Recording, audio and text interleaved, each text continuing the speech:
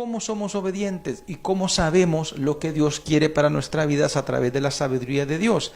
A través de la Biblia, simple y sencillamente, estudiando la Biblia, leyendo la Biblia, buscando cuáles son esos preceptos, cuáles son esos valores que Dios nos ha dejado en su palabra.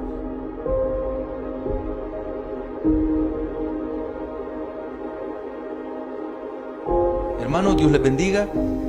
Continuamos ahora en esta reflexión hablando de esa situación muy necesaria para cada uno de nosotros, y es la sabiduría de Dios. ¿Sobre qué hablamos ahora? Vamos a hablar un poco sobre qué condiciones, características debe de tener o tiene la sabiduría para que podamos identificarla. Ustedes saben que ahora en estos tiempos podemos encontrar dos tipos de sabiduría. La sabiduría del hombre, que quiere avanzar mucho, o bueno, de hecho también ha avanzado mucho, pero también tenemos la sabiduría de Dios, que es la que nosotros necesitamos en nuestra vida. Leamos para poder identificarla y ahí vamos a encontrar esas cualidades que la sabiduría tiene y que nos sirven a nosotros en nuestra vida cristiana.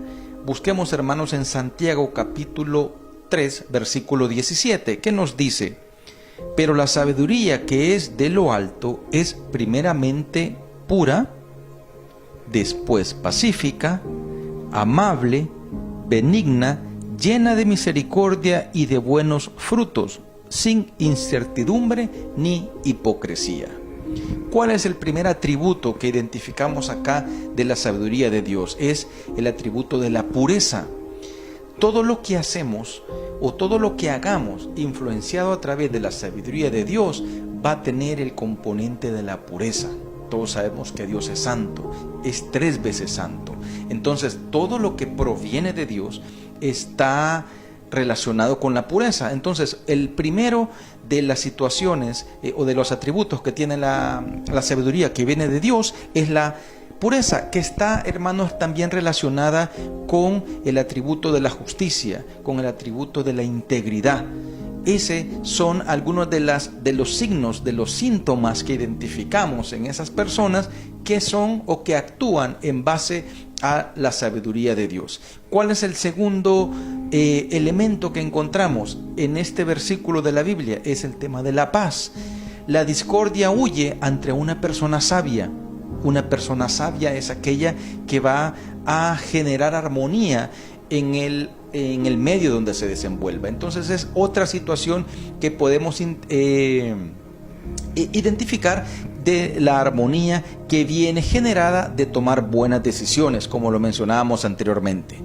También en la Biblia encontramos otro aspecto que tiene que ver con la benignidad, es decir, la sabiduría tiene que ser benigna, es decir, que comprende situaciones para ponerse en el lugar de otro. ¿Qué es lo que conocemos ahora relacionado con la benignidad?